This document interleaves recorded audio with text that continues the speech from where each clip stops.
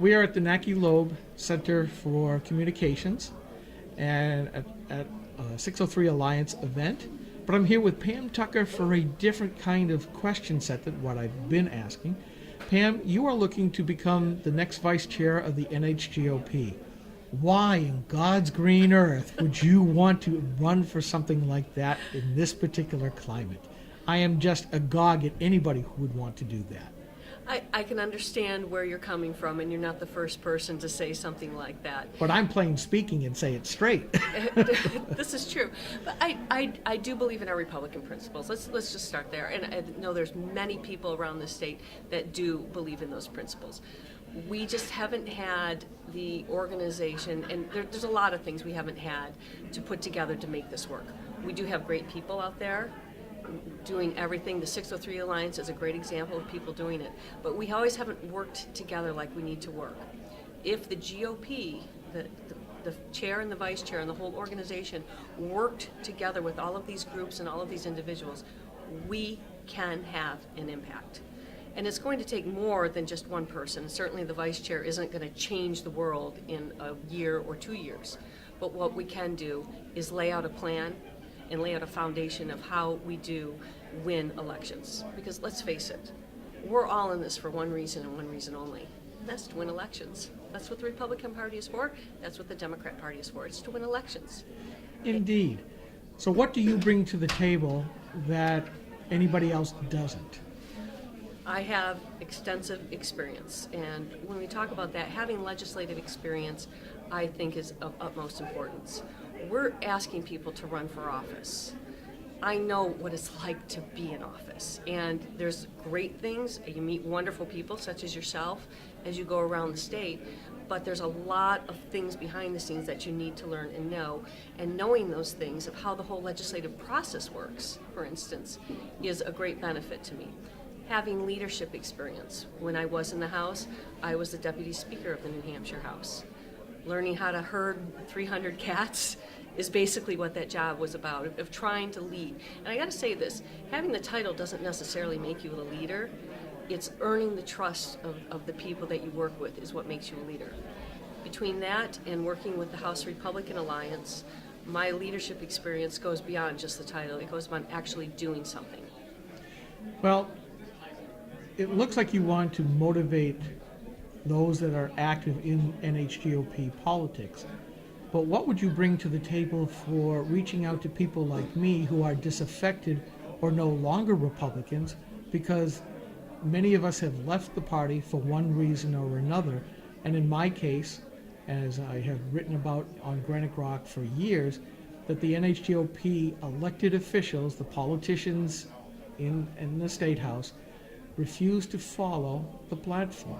Now, I know that as vice chair, you can't solve all of those kinds of problems by any means, but do you consider it to be a problem, and do you have any ideas about how to let the base know, look, you've got somebody who will try to work on this, because a lot of people see it as a huge problem with the NHGOP. They go, what did they do this last session when they had majorities? What did they accomplish to move the Republican agenda forward? And they saw nothing happen except for tax reform. Exactly. And I would say to you, like I said, this isn't going to happen in a year or two, or even as me just being the vice chair. It's not going to change the world. But I would say to you, give us a chance. I think what you will see, if we have the right leadership in the NHGOP, you will see the leadership that you haven't seen in years. And that's what we need. And it is about bringing people together. It is about winning elections. But it is also about what you said, following the platform. And it is electing the most Republican and conservative candidates that we can. And that's what we hope to do, and help you and help all of the organizations out there do it, rather than the 603 Alliance doing this on their own. They should be they should be under the umbrella of the NHGOP. We should welcome them in. We should also be doing outreach that we've never done before, and using, for instance, our Vesta Roy series. They should be very much a part of what the NHGOP is about. Because you realize there's over 100 women in the U.S. Congress. You know that? Yes. Do you know how many are Republican women? Very few. 19. That is shameful for our party. There are so many great Republican women that just haven't run for office, or we haven't reached out to them. We need to do that. That's what I see my role as doing, reaching out to them. We have college Republicans. We need to reach out to them because we really haven't. They have their groups, they do their thing, but we need to bring it all together, and we all need to work together. And that's what my goal is to make the party bigger too. I like the message of reaching out to the groups outside of the NHGOP who have, for one reason or another, normally been aligned with the Republican Party, but have eschewed it because they see it as being ineffective.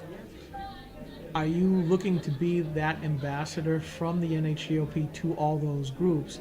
And if so elected, should they be expecting a call and a visit to their meetings? Yes, and I would hope those groups would also reach out to us. And I'm very serious about this. We've got to work together, Skip. We need to. And I plan on, as an ambassador, I guess that would be a one word you could use. Well, whatever it is, we've got to work together on this. Okay. And I want to bring us all together on this. The phrase, once Bert, comes to mind. And where Granite Rock was a co-founding member of the NHT Party coalition and helped drag Republicans across the finish line in years past, only to have the NHGOP turn on the Tea Party movement and basically say, shut up, but thank you for your vote, but now shut up again. And there was no inkling of them, making a few chairs available at the table. Can you assure these other groups that you would fight to make sure that they had a place at the table and even ask for more? And how would you deal with the GOP establishment who said, well, we want the votes, but that's all we want?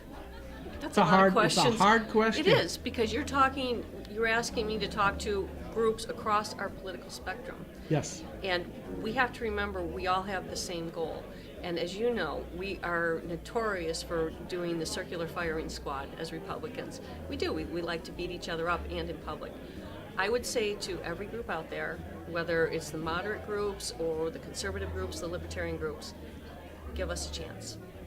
And I want your input. And I'm not just saying that because I understand if we don't, we're not going to win.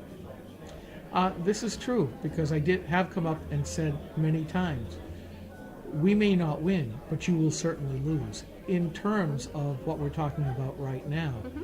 And it is a very serious concern, especially with the Democrat socialists making a march forward and taking their party far, far left. Mm-hmm. And the Democrats finally dropping the mask that, okay, maybe we are socialists. Because if you remember, a couple of years ago, there was this foo-for-all of Democrats being asked, what's the difference between Democrats and socialists? And they ran away from the mic. Now they're openly embracing them. Mm-hmm. How do you really, let's get away from just the fractional groups that surround the NHGOP or which the NHGOP surrounds them, however you want to position it. How do you persuade people who aren't part of the right or the left to say, hey, socialism is dangerous. We want to be the party of freedom and individual liberties. And then how do you get the elected officials to make it stick? You just said in a nutshell of what the Republican Party is about, of freedom and being an individual. And the voters need to understand there is a choice. When they vote for a Democrat, you're voting basically what the Democrats stand for. And just like you said, it is moving more towards that socialist and government control platform than ever before. We need to have that voice and that message, because our message as Republicans, and even your friends who are unaffiliated, they have the same beliefs that we do. They want good schools for their kids. They want good roads. They want great jobs. They want safe neighborhoods. Those are all things that Republicans want and are, and that's what we believe. But we've lost that voice. And that's the voice that we as Republicans need to bring back, and we need to message it out there. And yes, it's going to take time. It's not going to happen overnight. But we can do it because that is our core beliefs. We aren't hiding behind the facade that the Democrats were, that are now coming out and saying, yes, we are socialists. what we stand for is the same thing we stood for 5 years ago and 10 years ago, and it's individual freedoms and liberty. We just need to get that voice out there. Is it just getting the voice out there, or is it something more? And let me put it in terms of two memes that I use on Granite Rock a lot. Consistency breeds trust, yields votes. And the second one is winning is only a precursor. It's what you do afterwards that's most important. And I think, since you are agreeing that there are a lot of folks that have to be re-persuaded because of the actions of elected Republican officials and politicians who have talked the talk and then walked the other way. And I'll just throw up my ever-present, always green example of Medicaid expansion, which tore apart the NH GOP platform as far as major pillars of it are concerned. As part of the NH GOP hierarchy, what can you do to assure the disaffected former Republicans to say, I'm going to work as hard as we can to change that? Because if there's no consistency, there is no trust, there are no votes. Because every time we have heeded the call and voted for Republicans, that part about it's what you do afterwards that's most important has gone into the toilet. And we need to, as a party, and I will do, if I'm elected, of course, there's Yeah. always that precursor. If I'm elected, I will do what I can to have the elected officials follow up and follow through on what they were elected on. And you're right, that's exactly why we lose elections, because they say they're going to do one thing and then do another. But we can't have that. And I'll do what I can that's in my powers. I don't have a magic wand here that's going to say, you're going to do this. It's not going to happen. But I will do my best to help those who truly believe in our platform get elected. Oh, very good. I promised just a few moments with Granite Rock, and we've gone on several minutes. So Pam Tucker, I want to say thank you very much. Thank you so much. I appreciate it. All righty, take care. You bet.